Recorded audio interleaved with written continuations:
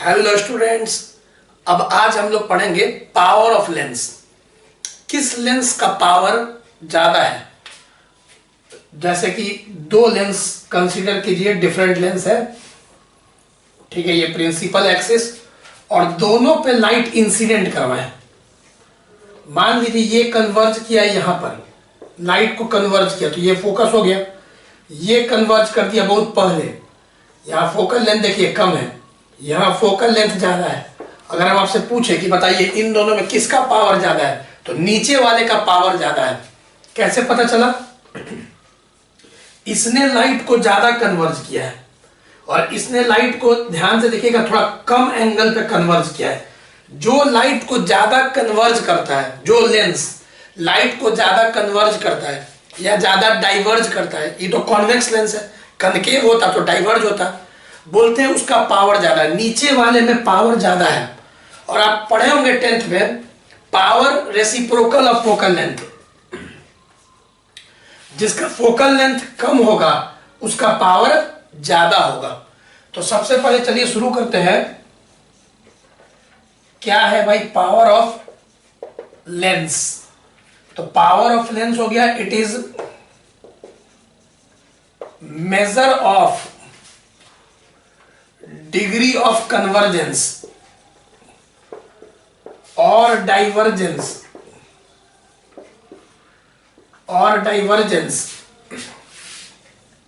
Of light incident on the lens, ठीक है। और सबको पता है कि it is given by power of lens को P से डिनोट करते हैं और इसका फॉर्मूला होता है 1/f। लेकिन यह याद रखना है कि जो वेयर f जो है ना, f focal length in metre है, याद रखिएगा। f क्या चीज है? Focal length. जो फोकल लेंथ होता है, ठीक है ना, in metre, focal length in metre, metre में रखना है। तो अगर सेंटीमीटर में दिया हुआ है ना, तो उसको मीटर में कन्वर्ट करना पड़ेगा। तो 1/f तभी होगा जब f क्या चाहिए? फोकल लेंथ इन मीटर, ठीक है। तो यहां पे आपका यूनिट आ जाएगा, जो ऐसा यूनिट रखा गया है, dioptre. Dioptre capital D, dioptre बोलते हैं पावर का फॉर्मूला। तो अगर मान लीजिए फोकल लेंथ सेंटीमीटर में, तो फिर ऐसे लिख सकते हैं, सेंटीमीटर में अगर f दिया हुआ है तो 100 से डिवाइड कीजिए, 100 ऊपर आ गया, तो P बराबर 100/f। लेकिन ऐसा तभी होगा जब, याद रखिएगा, where f is in centimetre.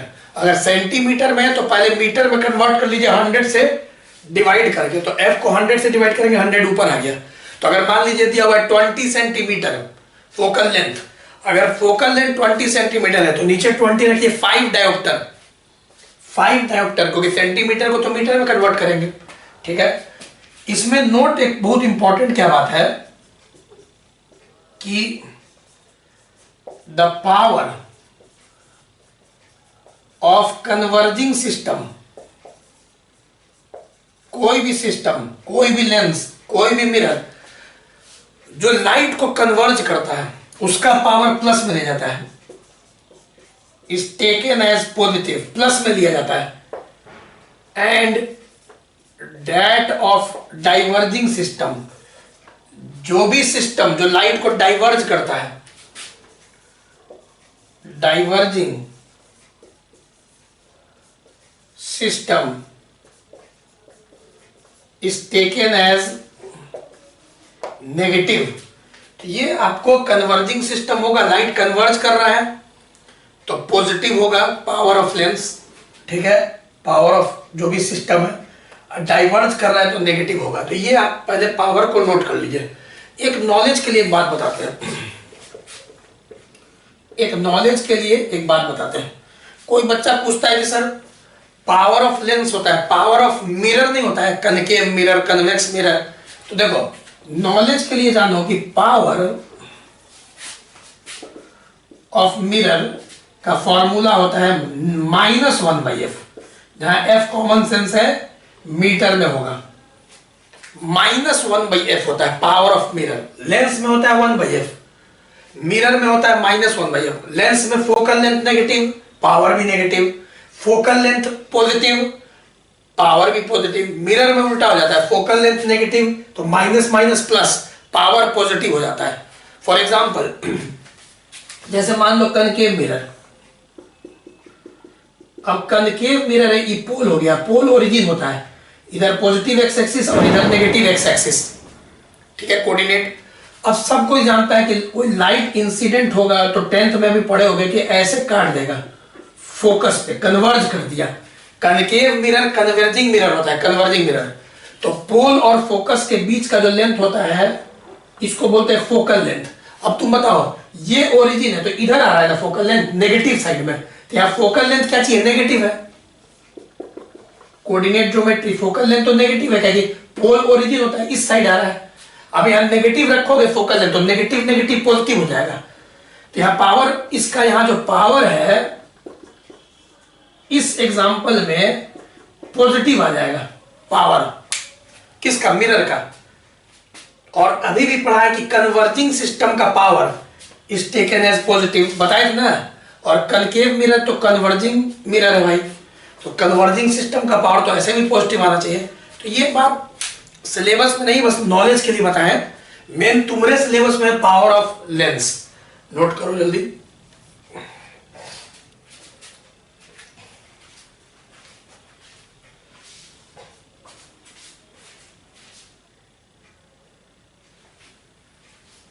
चलो अब यहां पे combination of thin lenses in contact, lens को सटा के रखा गया है, 2 लेंस या 3 लेंस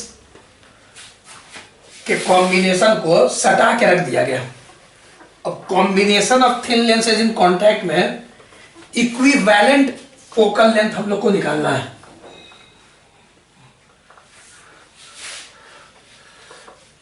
चलो देखो, इंपॉर्टेंट डेरिवेशन है, आता है कॉम्बिनेशन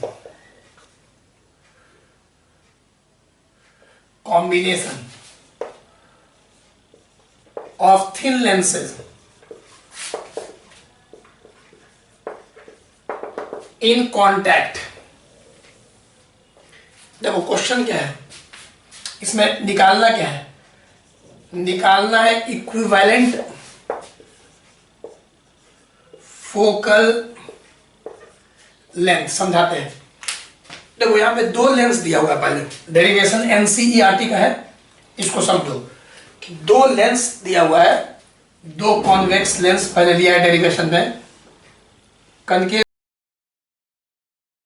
दोनों को सटा के ऐसे रख दिया गया, दोनों के बीच में गैप नहीं है, दोनों थिन लेंस है और ये प्रिंसिपल एक्सिस है, ठीक है। 2 लेंस है, मान लो ए और बी, ठीक। अब क्या है भाई क्वेश्चन, तो पहले कंसीडर 2 कॉन्वेक्स लेंसेज, जरूरी नहीं कॉन्वेक्स, कनकेव भी हो सकता है, अभी डेरिवेशन हो रहा है। तो 2 कॉन्वेक्स लेंस लिया है, 2 convex lenses A and be having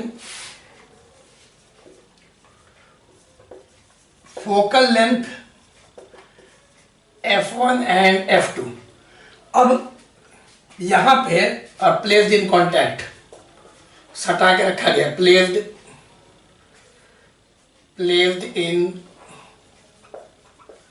contact. अब देखो एक ऑब्जेक्ट को ले लिया गया और ये ऑब्जेक्ट ए के बियॉन्ड, फोकस के बियॉन्ड रखा हुआ है। अब इससे ऑब्जेक्ट क्या होता है, सोर्स ऑफ लाइट, ऑब्जेक्ट से लाइट निकला ऐसे, मान लो पहले बी नहीं रहता, अगर बी नहीं होता तो ए से जो रिफ्रैक्ट होता रे कहीं ना कहीं ऐसे जाके आई डैश पे मिल जाता और इमेज बना देता है। ये इंसिडेंट रे है ए के लिए तो ये ऑब्जेक्ट, और ये रिफ्रैक्टेड रे है तो ये इमेज, ठीक है। लेकिन ऐसा है नहीं, क्योंकि बी तो मौजूद है, तो एक सेकेंड रिफ्रैक्शन होगा। यहाँ पे कितना बार रिफ्रैक्शन होगा, 2 बार रिफ्रैक्शन होगा, एक बार लेंस ए पे और एक बार लेंस बी पे, अलग अलग। तो पहले रिफ्रैक्ट हो गए, लेंस ए से निकलेगा और उसके बाद फिर रिफ्रैक्शन होगा बी से, 2 बार रिफ्रैक्शन होगा। अब कॉम्बिनेशन ऑफ लेंस में देखो कॉन्सेप्ट क्या है, पहले लेंस के लिए जो इमेज होता है दूसरे लेंस के लिए वो ऑब्जेक्ट होता है, क्योंकि पहले लेंस के लिए जो रिफ्रैक्टेड रहे दूसरे लेंस के लिए वो इंसिडेंट रहे। पहले लेंस के लिए जो रे जा रहा है दूर, पहले लेंस के लिए जो जाता हुआ रेज है वो दूसरे लेंस के लिए आता हुआ रेज है, आता हुआ। मतलब कि पहले लेंस का जो रिफ्रैक्टेड रेज है वो दूसरे लेंस के लिए इंसिडेंट रेज है। अब फिर से एक बार रिफ्रैक्शन होगा और फाइनल इमेज मान लो आई पे बन गया। तो याद रखना ए के लिए ओ ऑब्जेक्ट है, आई डैश इमेज है, क्योंकि ए के लिए इंसिडेंट है और ये रिफ्रैक्टेड रे। एक रे तुम सीधे निकाल दो यहां पे मन में सीधा, 2 रे चाहिए ना भाई इमेज बनाने के लिए, तो एक रे हमेशा हम लोग एकदम सीधा निकाल देते हैं ऐसे, ठीक है। एक रे तो सीधा जा रहा है। अब यहां पे तुम क्या देख रहे हो कि अगर बी नहीं होता तो सीधे यहां जाता, लेकिन अगर बी है तो बी के लिए ये इंसिडेंट रे और इंसिडेंट रे आई डैश पे मिल रहा है और ये आपका रिफ्रैक्टेड रे जो आई पे मिल रहा है। तो बी के लिए आई डैश क्या है, ऑब्जेक्ट, और आई इमेज है। तो ये हो गया तुम्हारा ऑब्जेक्ट डिस्टेंस। सब थिन लेंस है, बहुत नजदीक है, ये सब डिस्टेंस नेग्लिजिबल है। फाइनल इमेज का डिस्टेंस v और बीच में एक इंटरमीडिएट इमेज है v डैश, यहां से इसका दूरी। अब चलो बोलो फॉर लेंस ए, मैंने तुमको बताया लेंस ए के लिए ओ ऑब्जेक्ट है, आई डैश इमेज है, तो 1/f ए का फोकल लेंथ। लेंस फॉर्मूला बोलो 1/f is equal to 1/v minus 1/u। तो 1/v माइनस 1/u, देखो v डैश लिखा है क्योंकि ये इमेज है। For Lenz B 1/f 1/v minus 1/u, क्योंकि इस लेंस के लिए ये ऑब्जेक्ट है, ये v डैश, और ये फाइनली इमेज v पे बन रहा है। चलो सेकंड, अब दोनों को ऐड करो। एडिंग, जैसे ही ऐड करेंगे दोनों इक्वेशन को साफ दिख रहा है कि 1/f 1 plus 1/f2 is equal to 1/v minus 1/u। क्यों? क्योंकि ये कैंसिल हो गया, खट खट ये दोनों कैंसिल हो गया, LHS RHS जोड़ो। अब सुनो, अब क्या करेंगे, अब ये दोनों लेंस हटाओ और एक लेंस लाओ, एक लेंस इक्विवेलेंट। वो जो लेंस है उसका खासियत क्या है कि वो अकेले इस ऑब्जेक्ट का इमेज फॉर्मेशन यहां कर देगा, अकेले। यहां पे 2 लेंस था, दोनों में रिफ्रैक्शन हुआ, तब इस O का यहां आई बना। वो जो इक्विवेलेंट लेंस है, इन दोनों को हटा के एक लेंस लाओ, वो अकेले यही सिचुएशन क्रिएट कर देगा, इस ऑब्जेक्ट का यहीं पे इमेज बना देगा। इक्विवेलेंट लेंस, 1 2 के जगह पर 1, 3 के जगह पर 1। तो बोलता है क्या है, इफ, इसको थर्ड इक्वेशन मान लो, if the lens system is regarded equivalent to a single lens of focal length f, then सब समझ गया, 1/f 1/v minus 1/u। Very easy. मतलब क्या, इन दोनों को हटा के मन में देखो कि एक लेंस लाइन जिसका फोकल लेंथ f है और वो अकेले इस u के लिए ये भी बना दिया। तो उस लेंस के लिए जो लाए हैं 2 के जगह पे 1, उसके लिए लेंस फॉर्मूला क्या होगा, 1/f is equal to 1/v minus 1/u। अब फ्रॉम 3 and 4, चलो दोनों का RHS सेम है तो LHS भी क्या होना चाहिए, सेम। तो दोनों का LHS सेम करोगे तो 1/f 1/f1 1/f2। Very easy, याद कर लो। यही आपका रिजल्ट आ गया, फाइनल रिजल्ट। यही आपका फाइनल रिजल्ट आ गया कि जो इक्विवेलेंट फोकल लेंथ हम लोग निकाल रहे थे उसका फॉर्मूला आ गया 1/f is equal to 1/f1 plus 1/f2। मतलब अगर इसका फोकल लेंथ अकेले में दिया हुआ है f1, इसका फोकल लेंथ अकेले में दिया हुआ है f2, तो इन दोनों के जगह पे जो एक इक्विवेलेंट लेंस लाएंगे जो इस ऑब्जेक्ट का एकदम यही इमेज बना दे, अगर यहां रख दिया जाए उस तीसरे लेंस को, तो डायरेक्ट उसका फोकल लेंथ निकल जाएगा 1/f is equal to 1/f1 plus 1/f2। एक बात और, अगर मान लो एक लेंस और यहाँ पे सटा के रख दे, यहाँ पे सटा के रख दे, तो ऑब्वियस है तुम समझ गए होगे प्लस 1/f3। एक और रख दे तो प्लस 1/f4। लेकिन सब कैसा है, थिन लेंस है और कांटेक्ट में रखा हुआ है। ठीक है, नोट करो।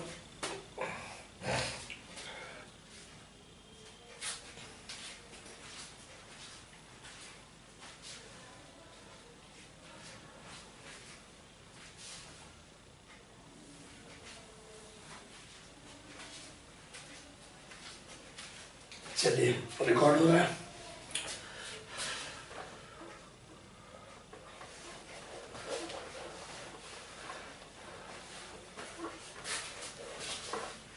देखो इसी पे कुछ और डिस्कस करते हैं नोट में।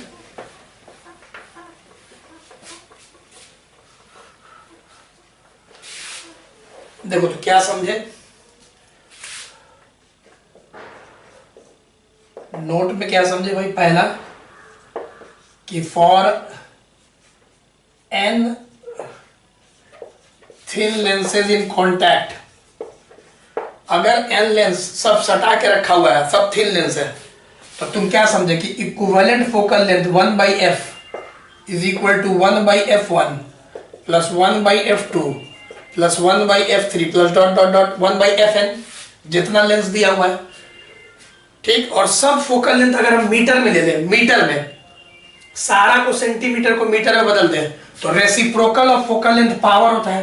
तो इसी को लिख सकते हैं reciprocal of focal length power होता है। जितना भी लेंस है सबके लिए ऐड होते चला जाएगा। ठीक है, जैसे कि एक एग्जांपल समझते हैं।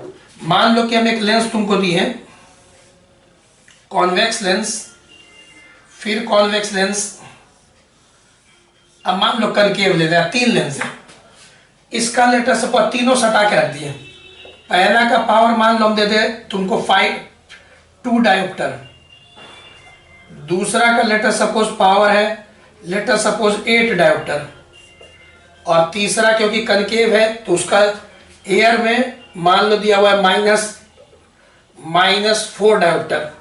अब बोले टोटल पावर निकालो, टोटल पावर निकालो, टोटल पावर। तो तुम क्या देख रहे हो, सारे का पावर ऐड करेंगे तो टोटल पावर आ जाएगा। तो यहाँ पे टोटल पावर हो गया P1 plus P2 plus P3। तो चलो पहला का पावर 2 डायोप्टर, दूसरा का पावर 8 डायोप्टर, तीसरा का -4 डायोप्टर क्वेश्चन में दिया हुआ है। तो कितना हो जाएगा यहाँ पे 8 4 2 6 डायोप्टर आंसर हो गया। ठीक है ना, टोटल पावर सीधे ऐड हो जाता है, 6 डायोप्टर आंसर हो गया। तो ये एक बात इंपॉर्टेंट, फर्स्ट बात याद रखो। सेकेंड बात,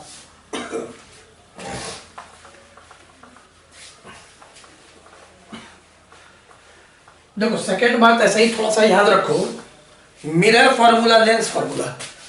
जैसे सेकेंड बात अगर हम तुमसे करें तो तुम जान रहे हो कि फर्स्ट में फॉर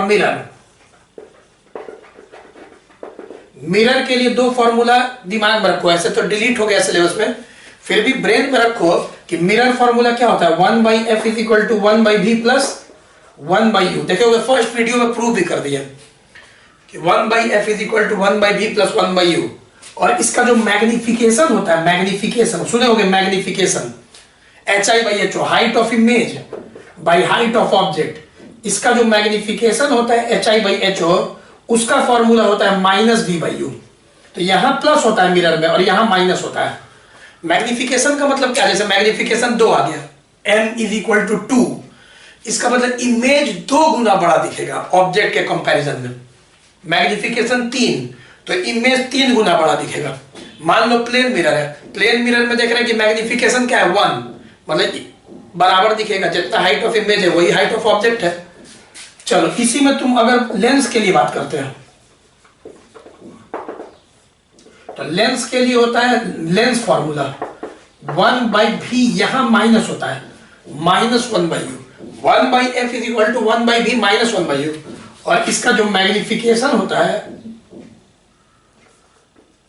HI/HO, वो v/u होता है। लेंस में यहां माइनस होता है, अब मैग्निफिकेशन में प्लस होता है। मिरर में यहां प्लस होता है, अब मैग्निफिकेशन में माइनस होता है। ठीक है, ये बात दिमाग में रखना है। तीसरा एक बात याद रखो, ठीक है, for combination of lenses,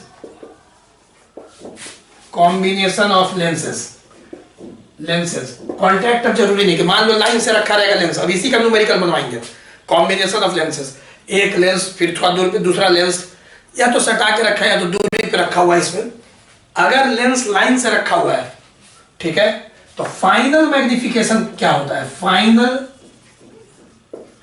magnification, magnification is, final magnification सब का प्रोडक्ट होता है, m1 into m2 into m3 into dot dot dot. ये याद रखना। फॉर एग्जाम्पल देखे समझाते हैं, कॉम्बिनेशन ऑफ लेंस में फाइनल मैग्निफिकेशन, इसको पहले नोट करो, वीडियो पॉज करके इसको नोट करो। थर्ड का एग्जांपल दे दें, चलो देखो थर्ड में एग्जांपल देखो, जैसे मान लो कोई सिचुएशन है, एक लेंस है, एक और लेंस है, तो इसको बोलते हैं कॉम्बिनेशन ऑफ लेंस। एक ही सवाल में दो लेंस है, इस पे सवाल अभी हम बहुत सारा करवाएंगे। और दिया हुआ कि एक ऑब्जेक्ट है, ठीक, और हम लोग को मान लो सॉल्व किए, इस ऑब्जेक्ट का इस लेंस में मैग्निफिकेशन आया m1 3, इसका मतलब ये इस ऑब्जेक्ट का 3 गुना बड़ा इमेज बना रहा होगा। और मान लो कि इस लेंस का जो मैग्निफिकेशन आया 2, मतलब ये लेंस जो ऑब्जेक्ट का इमेज बना रहा है 2 गुना बड़ा बना रहा है। मान लो कोई पर्टिकुलर सिचुएशन में इसका मैग्निफिकेशन 3 है और इसका मैग्निफिकेशन 2 है, तो फाइनल मैग्निफिकेशन क्या होगा? फाइनल जो मैग्निफिकेशन होगा m1 इंटू m2 होगा। इसका मतलब 3 इंटू 2 मतलब क्या? 6 होगा। इसका मतलब फाइनली इस ऑब्जेक्ट का जो फाइनल इमेज बनेगा वो 6 गुना बड़ा बनेगा इस पर्टिकुलर एग्जांपल में। मतलब मैग्निफिकेशन हमेशा m1 इंटू m2, ऐसे ही याद रखना है, इस फॉर्मूला को याद रखना। फाइनल मैग्निफिकेशन, ठीक है, कि m1 इंटू m2 होता है तो 6 गुना बड़ा दिखेगा। क्योंकि देखो कॉम्बिनेशन ऑफ लेंस का न्यूमेरिकल बनाएंगे तो बताएंगे अभी तुमको कि इसमें 2 बार रिफ्रैक्शन होगा। लाइट जाएगा, पहले इससे रिफ्रैक्शन होगा, फिर लाइट जाएगा, इससे रिफ्रैक्शन होगा, और फिर फाइनल इमेज बनेगा। अब एनसीईआरटी में जो सवाल करवाएंगे अभी हम, उसमें 3 लेंस है, 3 बार रिफ्रैक्शन होगा, पहले एक लेंस से, फिर दूसरे से, फिर तीसरे से, तब जाके इमेज बनेगा। तो उसमें बोलते मैग्निफिकेशन, तो m1 into m2 into m3, सबका इंडिविजुअल मैग्निफिकेशन निकाल लेंगे इस फॉर्मूला से, इस फॉर्मूला से, और सबका इंडिविजुअल मैग्निफिकेशन बारी बारी आ जाएगा, तो प्रोडक्ट कर देंगे तो फाइनल मैग्निफिकेशन आ जाएगा। ठीक है, तो देखते हैं, पहले नोट करो।